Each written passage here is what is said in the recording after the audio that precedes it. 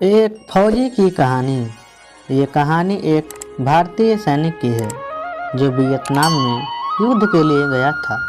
युद्ध समाप्त होने के बाद जब उसके घर लौटने की बारी आई तो उसने अपने माता पिता को सैन फ्रांसिस्को से फ़ोन किया, माँ और पिताजी, मैं घर आ रहा हूँ, लेकिन घर आने से पहले मुझे आपसे एक बात पूछनी है।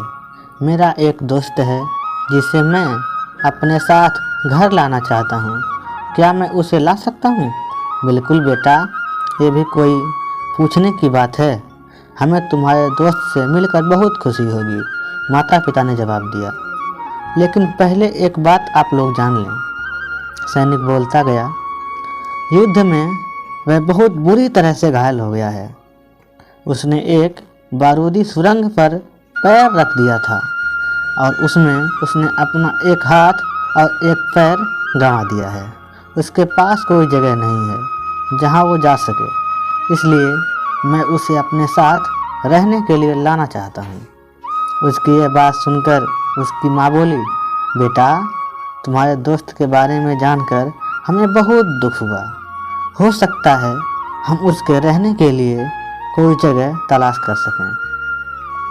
नहीं माँ, मैं चाहता हूँ कि वो हमारे साथ रहे, लेकिन बेटा, अब पिता ने कहा, तुम समझ नहीं रहे हो कि तुम क्या चाह रहे हो।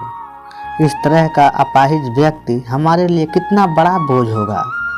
हमारी अपनी ज़िंदगी है जीने के लिए और हम नहीं चाहते कि इस तरह की कोई भी परिस्थिति हमारी ज़िंदगी में दखल दे।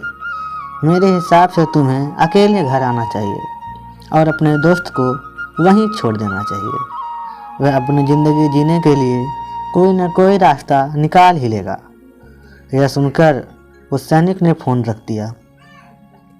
कुछ दिनों बाद उसके माता पिता को सैन फ्रांसिस्को पुलिस से एक संदेश मिला, जिसमें उन्हें बताया गया कि उनके बेटे की एक बिल्डिंग से गिरकर मौत हो गई है।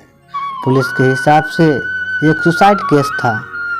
दुखी माता पिता ने तुरंत ही सैन फ्रांसिस्को के लिए फ़्लाइट बुक कराई और वहां पहुंच गए। वहां उन्हें शहर के मुर्दाघर ले जाया गया ताकि वे अपने बेटे की पहचान कर सकें। उन्होंने पहचान कर ली थी, किंतु ये देखकर उनकी कंपकपी छूट गई कि उनके बेटे का बस एक हाथ और एक पैर था। दोस्तों, इस कहानी में जो माता पिता हैं वे हम में से बहुत से लोगों की तरह हैं जो अपनी सुविधाओं को सबसे अधिक महत्व देते हैं।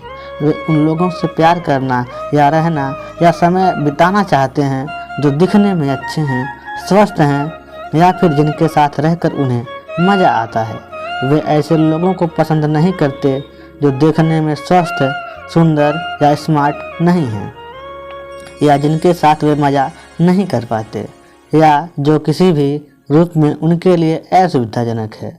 वे ऐसे लोगों से दूरी बनाकर रखते हैं, लेकिन कभी कभी उनके इसी व्यवहार के कारण उनके सामने ऐसी परिस्थितियां उत्पन्न हो जाती हैं जब उन्हें पछताना पड़ता है।